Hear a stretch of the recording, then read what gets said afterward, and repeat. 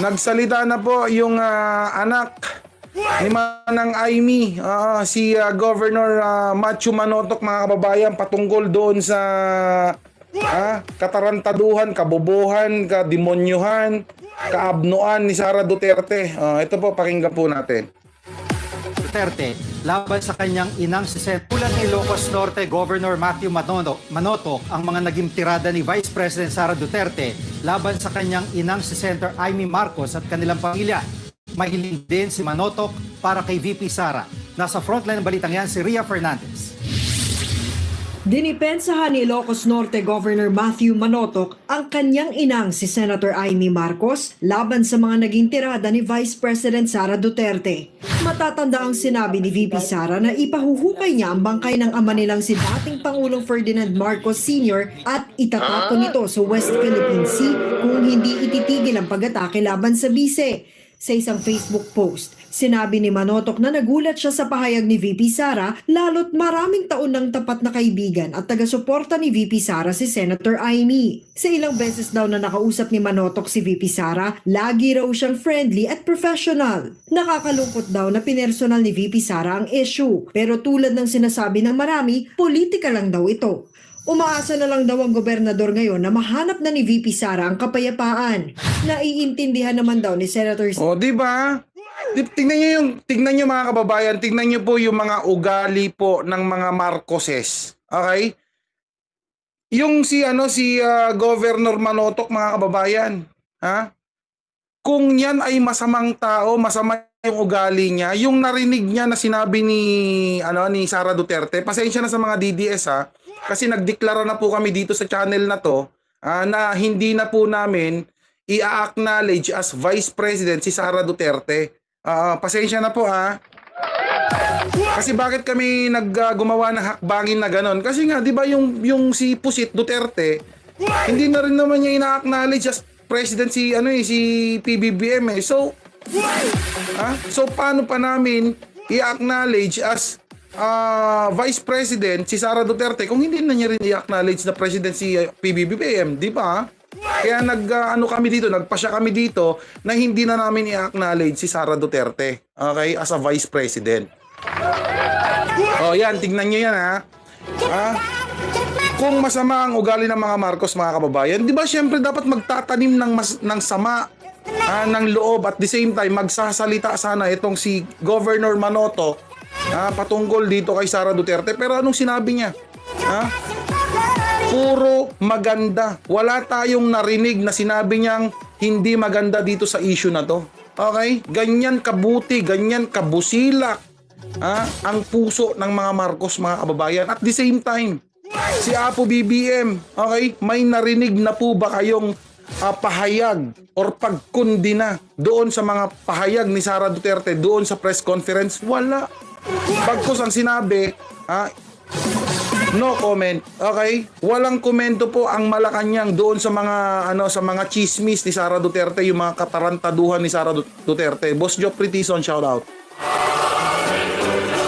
Ganyan kabait ang mga Marcos, mga kababayan. Sige, ikumpara natin ngayon ikumpara po natin ngayon.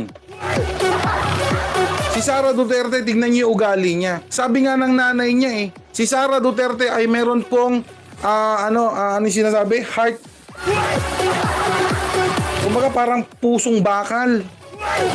Ito sabi dito. On the other, I will make sure you are alive in pain. I have been described. Okay? I have been described as a heartless by my mother. Kung yung nanay niya, mga kababayan, sinasabing walang puso yung si Sara Duterte. So ano nga asahan natin ngayon, di ba? Mga balasubas talaga, di ba mga kababayan? Kaya nga ako, pasensya na, ito isa pa. Masasabi ko na ang mga Duterte, mga kababayan, ay may mga lahing talaga. Ganon. May sinto-sinto, may yung matakaw sa pera. Bakit? Bakit?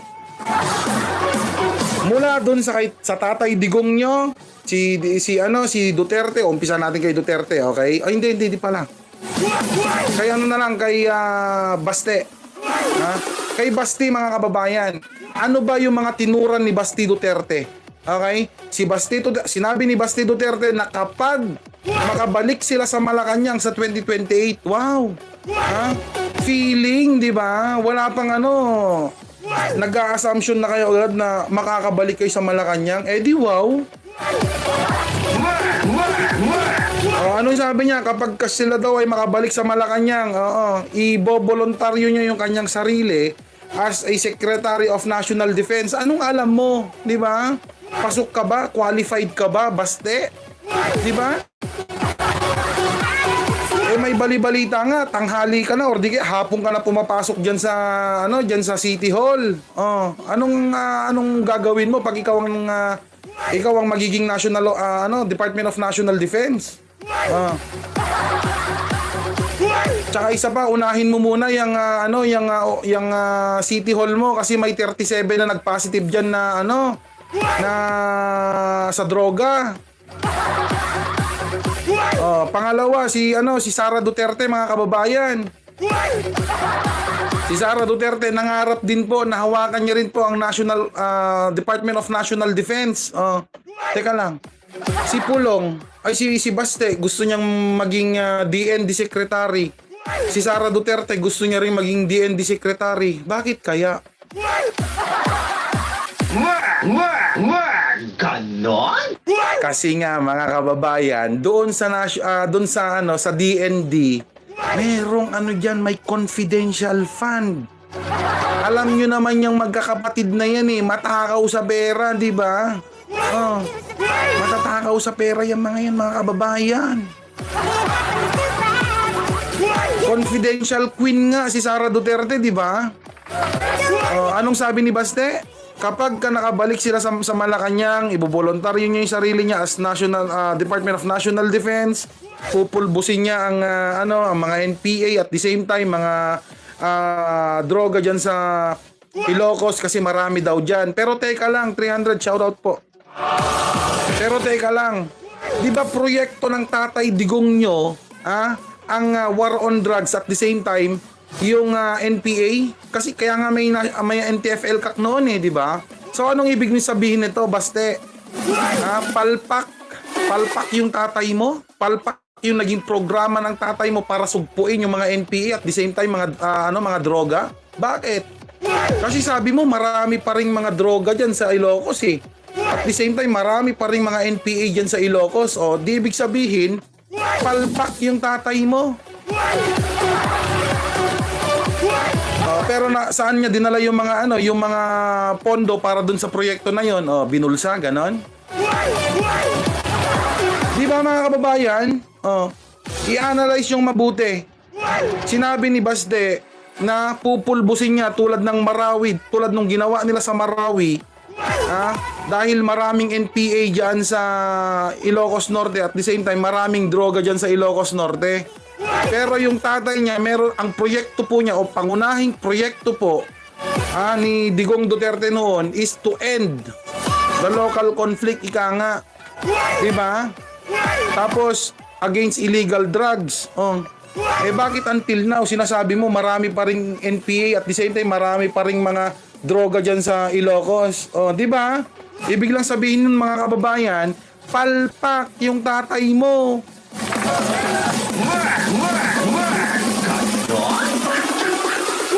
Sige, dito na tayo kay Sara Duterte. Ano yung attitude naman ni Sara Duterte, di ba?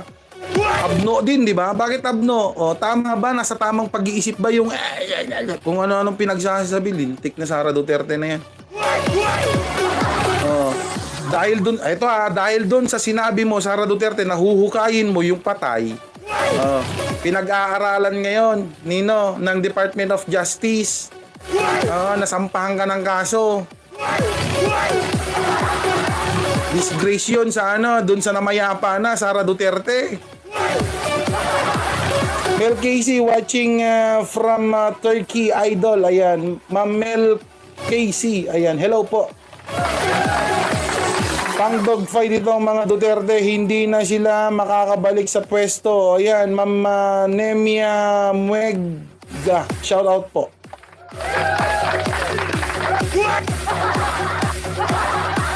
Okay, sunod natin po itong si Pulong. O, si Pulong naman, mga kababayan, though medyo tahimik, tahimik si Pulong, pero matakaw din sa pera to. Bakit? Bakit matakaw sa pera? Ay, aba naman, kayo ba naman ay magkaroon ng 51 billion? Ay, hindi naman ho ginagamit. Ay, saan mo ginagamit yung 51 billion na iyon, Pulong? Ganon?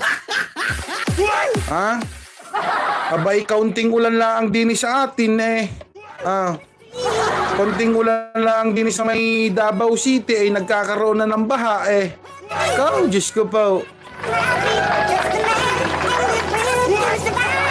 Yung tatay naman, itong si Sara Duterte na si Digong Duterte.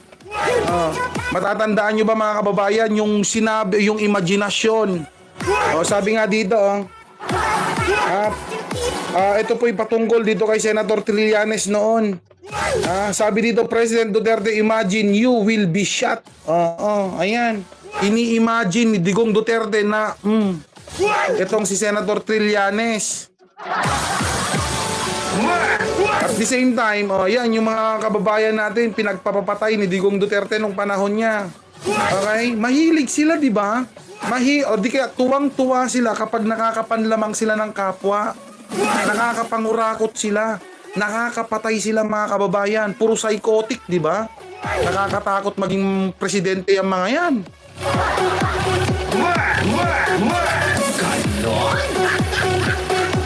Ang matindi, eto na. Ano yung matindi dyan, Tiger? Yung lola nila. Ma'am Maritel, di shoutout po. Pakisipa mo mga boy maisog. Ayan, sinipa tuloy ni Boss Apologetic. Boss Joffrey Tizon, alright. Cubs Tom Vlog, basahin mo pa. Takot talaga kayo, ibalik ang tokhang. Diyos ko po. Ito ang matindi, ito yung lola nila, yung nanay ni Digong Duterte. Boss Edward La Chica, shoutout. Bakit? Anong meron dun sa nanay ni Digong Duterte? Isa pong aktivista yan. Panggulo, no? Panggulo noong panahon ni Apo Lakay, yang lola ni Sara Duterte o yung nanay ni Digong Duterte, aktivista nga So yun dapat, Sara Duterte, ang hinuhukay mo at itinatapon mo sa West Philippine Sea. Kasi bakit? Walang kwenta Kasi aktivista, panggulo.